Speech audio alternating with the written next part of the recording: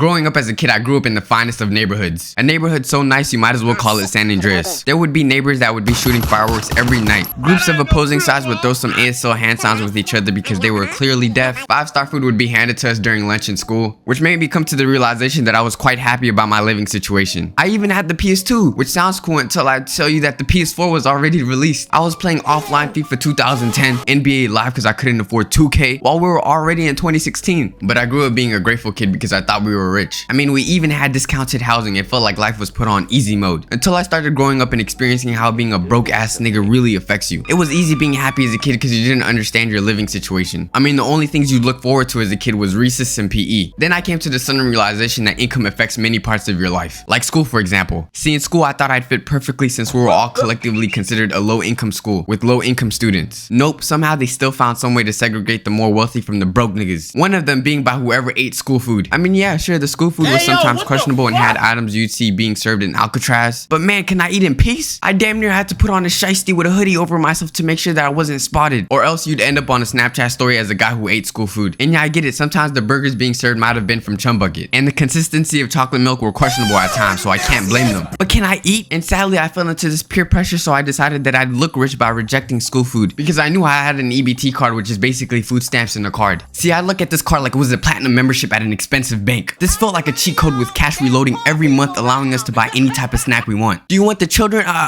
Chocolate? Grab them. Do you want the chips? Grab them. Do you want the black licorice?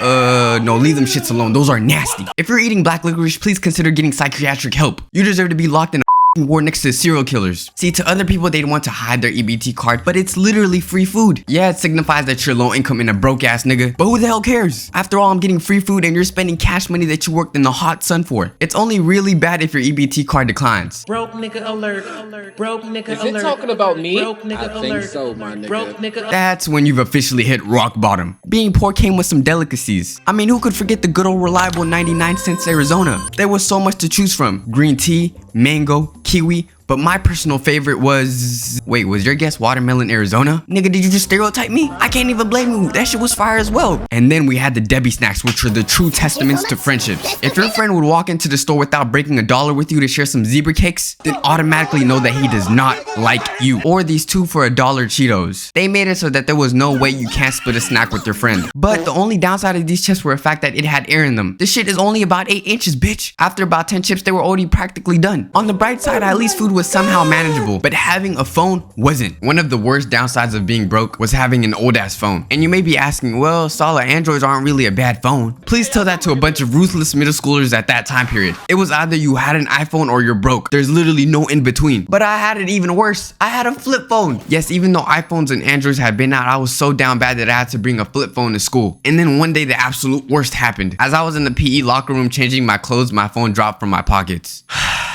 Oh shit, bro has an Obama phone. Martin Luther King called, he wants his phone back. This nigga poor as shit. And then I did what a typical white kid would do. Pulled out the handy AR and got to work. Nah, but I was sad. My excuse was that I was holding the phone for a friend. I had to throw my dog under the bus just so I wouldn't be embarrassed. And keep in mind, this was all in high school. But luckily, I upgraded to an iPhone 6 my junior year. And you might think, oh wow, so your struggles got better, right? Everything became good and you lived happily ever after. Nope, I had no carrier. Do you know the pain of asking your friend if he could share his hotspot so you could have Wi-Fi? Every time I was at an outing with my friend, I had to ask them if I could use their phone to call, even when they saw I had my phone. Plus, how could I ask a girl for her number when it was non-existent? I had to message them through Instagram 24/7, which you know isn't the worst thing in the world, until they asked for your number. I was panicking. Am I really gonna lose a girl due to being broke? I had to lie and come up with a fake number. 911? It's already bad I couldn't afford broadband services, but I didn't even think about music platforms. Now with music platforms, I've only had the greatest of streaming services. While you guys paid to listen to music, I had SoundCloud. Now granted, this was the best era to have SoundCloud with rappers like Lil Uzi and Cardi blowing up. All went well while I was walking to school with my wired headphones that'd get tangled from every use. You could take your headphones out of your pocket after a one-time use and it'll still be tangled. AirPods were out of the question. And you know, I didn't mind this until one day I was in the car with my friends. They handed me the aux to play music and I didn't mind since I had great music taste. My favorite artists were Riley Reid, iShowSpeed, and Kai Cenat. I mean, what could have possibly went wrong? I hit play thinking everything was good until the first sound that played was... Want a break from the ads? If you tap now to watch a short video, you'll receive 30 minutes of ad-free music.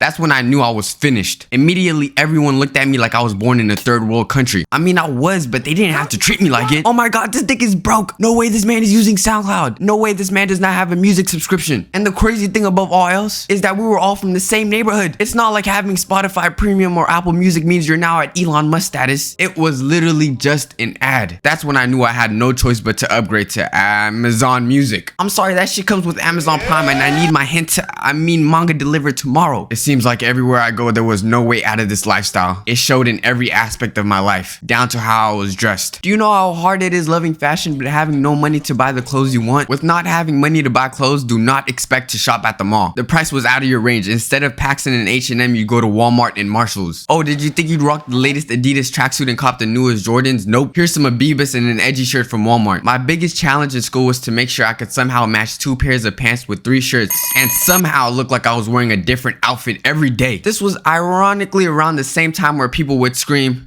"What are those?" So if your shoes were irrelevant, GG's buddy, your time has come. And that never made sense to me because why is it that rich people like Bill Gates could rock on the most basic fits and it'll be described as, oh, look at him, he's saving money, he's so smart. But when I dress basic, it's look at that broke ass nigga with them Asics and a hole in his shirt. Boy, you dusty as hell. I know you thrifted those from a laundry place. For only 50 cents a day, you could save this bummy ass nigga. So now I have to go home at night knowing I've been embarrassed again. And the pain still doesn't end there when we reach dinner. Now breakfast and lunch wasn't that bad since they were served in school. But when dinner hit at home, that's when life came crashing down. I checked the refrigerator every 20 minutes acting like it would magically restock with every food imaginable. But in reality, the only thing that'd be there is a head of lettuce and some milk that was in the brink of its expiration date. But I have no worries. One thing I could rely on were cup noodles. Although they were so depressing after eating them damn near every day, it helped the hunger my stomach was yearning for. But on top of all of that, you know you had it so bad that if you fulfill your hunger by going to sleep, yeah, I feel bad for you. Give me a hug. The fact that some of us had to go to sleep to fight our hunger so that our brains would not have to comprehend the pain of being hungry is crazy. Now mentioning all these struggles, you're probably thinking to yourself, why did you call this video Why Being Poor is Awesome if you literally had to deal with the worst things imaginable?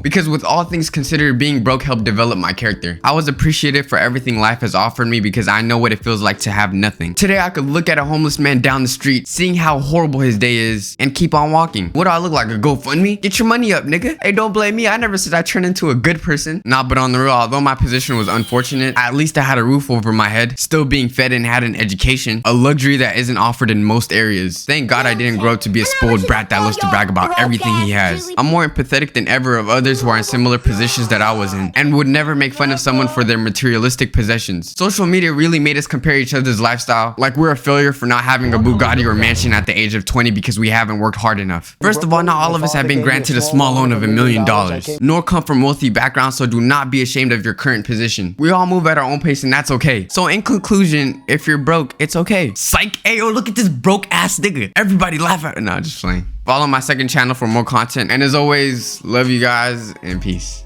Oh my God, like, can we talk about like the political and economic state of the world right now?